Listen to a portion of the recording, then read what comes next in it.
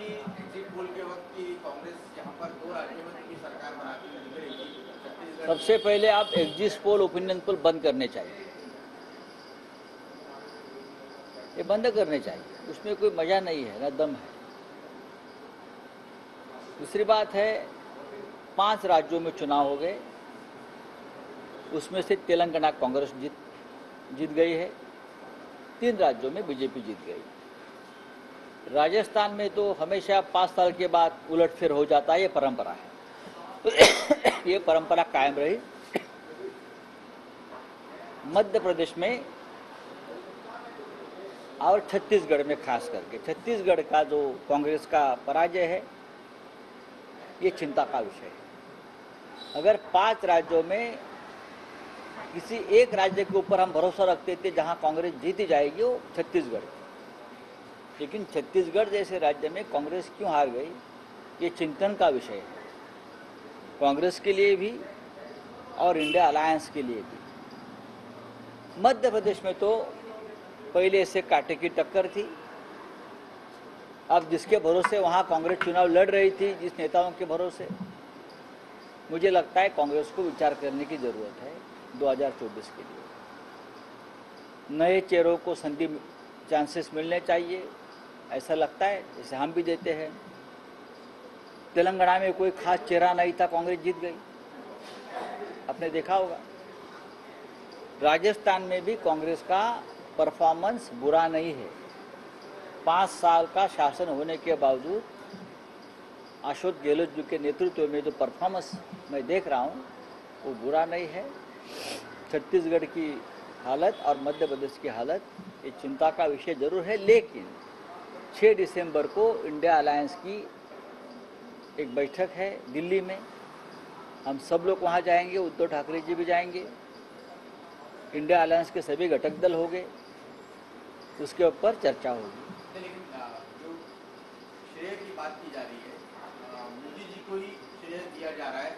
शिवराज सिंह चौहान की लाडली बहना योजना, देखो, मध्य प्रदेश की बात करें तो लाडली बहना योजना बहुत ही फलदायी बीजेपी के लिए है। महिलाओं के खाते में सीधे जो पैसे जा रहे हैं, आप उनको योजना बोलिए या सीधा सीधा महिलाओं के वोट खरीदने की मशीन बोलिए, लेकिन वो योजना अच्छी चली, महिलाओं में उसका प्रचार भी हुआ है। तो जो हुआ है वो अच्छा काम हुआ है। 5 टर्म रहना एक राज्य के मुख्यमंत्री पद पर और फिर भी जीत कर आना, ये बड़ी बात है। तो मध्य प्रदेश में अगर आप मोदी जी को श्रेय दे रहे हो तो आप शिवराज सिंह चौहान को भी नजरअंदाज नहीं कर सकते।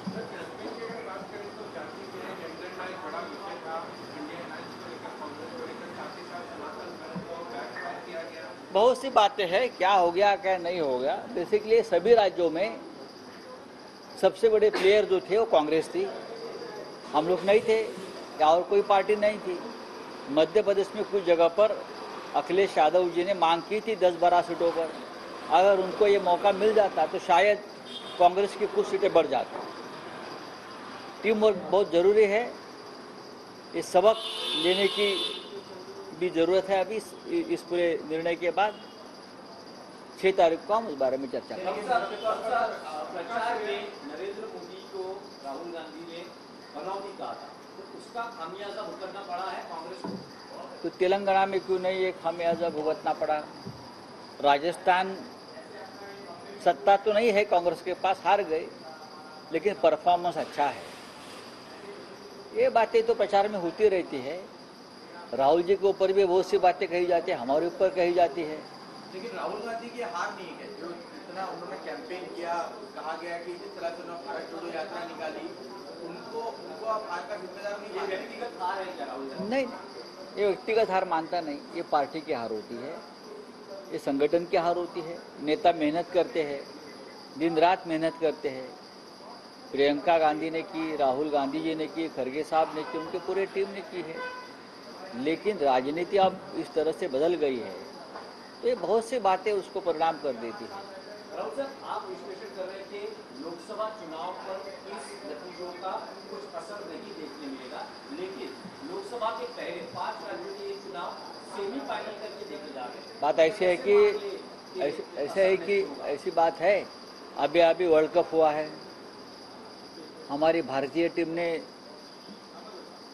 एक साथ 10 मैच जीत लिए, बहुत अच्छा परफॉर्मेंस था, लेकिन फाइनल में हार गए ना। वहाँ मोदी जी थे, सब थे, लगता था हम वर्ल्ड कप जीत जाएंगे। तो 2024 में भी यही ऐसा ही निर्णय लगेगा। चलो। तर संजय राऊतांनी ही प्रतिक्रिया दिली आहे। मध्य प्रदेशात भाजपनं महिलांचं मतदान विकत घेतलं असं संजय राऊत म्हणालेले आहेत। एवढंच नाही तर संजय राऊत यांनी भाजपवर मोठ्या प्रमाणात टीका देखील केलेली आहे। भाजप नक्कीच लोकसभेत आम्ही आमचं कर्तृत्व सिद्ध करू असं संजय राऊत यांनी म्हटलेलं आहे। यावेळेला